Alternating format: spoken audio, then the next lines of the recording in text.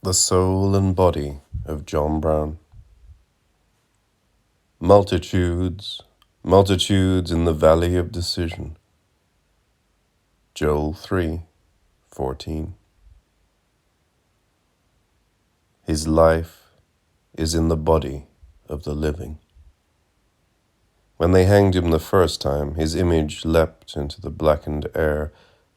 His grave was the floating faces of the crowd, and he, refusing them release, rose open-eyed in autumn, a fanatic beacon of fierceness leaping to meet them there. Match the white prophets of the storm, the streaming meteors of the war. Dreaming Ezekiel, threaten me alive. Voices, why don't you rip up that guitar? Or must we listen to those blistering strings? The trial of heroes follows their execution, the striding wind of nations with new rain, new lightning, destroyed in magnificent noon, shining straight down the fiery pines. Brown wanted freedom, could not himself be free until more grace reached a corroded world. Our guilt, his own. Under the hooded century drops the trap. There, in October's fruition fire, 3 tall images of him, brown as he stood on the ground, brown as he stood on sudden air, brown standing to our fatal topmost hills, faded through dying altitudes, and low through faces living under the dregs of the air, deprived childhood and thwarted youth and change. Fantastic sweetness gone to rags, and incorruptible anger blurred by age. Compel the steps of lovers, watch them lie silvery attractive in naked embrace over the brilliant gorge, and open them to love. Enlarge their welcome to sharp-faced countrysides, vicious familiar windows whose lopped-off worlds say, I am promise, holding stopgap slogans of a thin season's offering, false initials, blind address, dummy name. Enemies who reply in smiles, mild slavers, moderate whores. There is another gorge to remember, where soldiers give terrible answers of lechery after death. Brown said at last, with a living look, I designed to have done the same thing again on a larger scale. Brown sees his tree grow in the land to leap these mountains. Not mountains, but men and women sleeping. Oh, my scene, my mother, America, who offers many births. Over the tier of barriers, compel the connected steps past the attacks of sympathy, past black capitals, to arrive with horizon sharpness, marching in quick embrace toward people faltering among hills, among the symptoms of ice, small lights of the shifting winter, the rapid snow-blue stars. This must be done by armies. Nothing is free. Brown refuses to speak direct again. If I tell them the truth, they will say I speak in symbols. White landscapes emphasize his nakedness, reflected in counties of naked who shiver at fires, their backs to the hands that unroll worlds around them. They go down the valleys. They shamble in the streets, blind to the sun-storming image in their eyes. They dread the surface of their victim life, lying helpless and savage in shade parks, asking the towers only what beggars dare: food, fire, water, and air.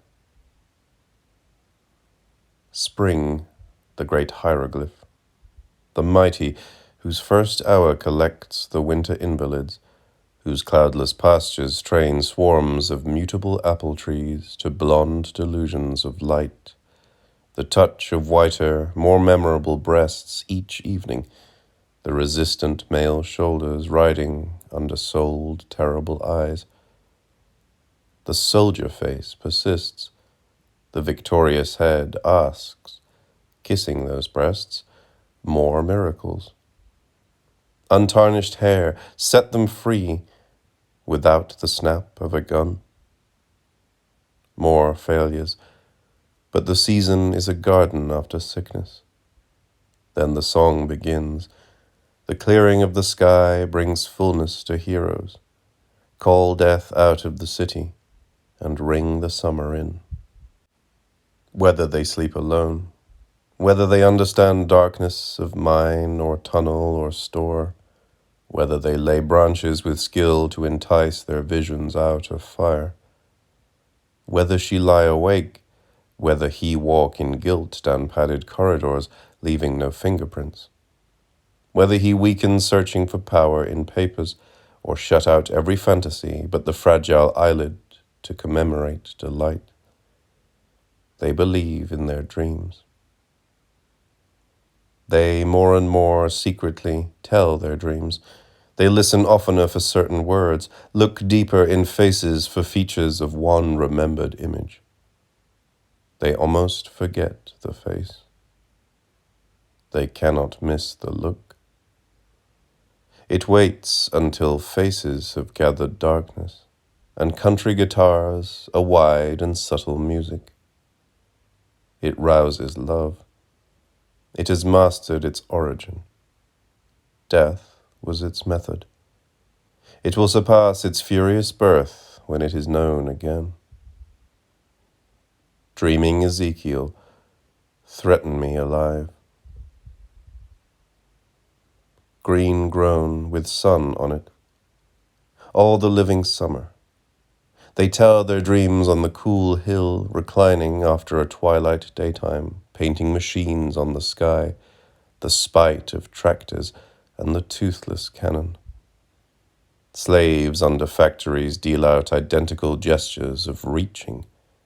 Cathedral color rose resumes the bricks as the brick walls lean away from the windows, blank in bell-wavering air. A slave's mechanical cat's claw reaping sky. The cities of horror are down. These are called born, and Hungry Hill is a farm again. I know your face, deep-drowned prophet, and sea-blown eyes.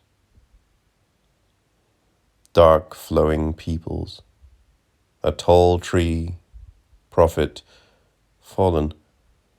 Your arms in their flesh laid on the mountains, all your branches in the scattered valleys down. Your boughs lie broken in channels of the land, dim anniversaries written on many clouds. There is no partial help. Lost in the face of a child, lost in the factory repetitions, lost on the steel plateaus, in a ghost distorted, calling more life, in all the harm calling, pointing disaster of death and lifting up the bone, heroic drug, and the intoxication gone. I see your mouth calling before the words arrive. Buzz of guitars repeat it in streamy summer noon song, the white light of the meaning changed to demand. More life, challenging this hatred, this hallelujah. Risk it upon yourselves. Free all the dangers of promise, clear the image of freedom for the body of the world. After the tree is fallen and has become the land, and when the hand in the earth declined rises and touches, and after the walls go down and all the faces turn, the diamond shoals of eyes demanding life deep in the prophet eyes. A wish to be again threatened alive, in agonies of decision, part of our nation, of our fanatic son.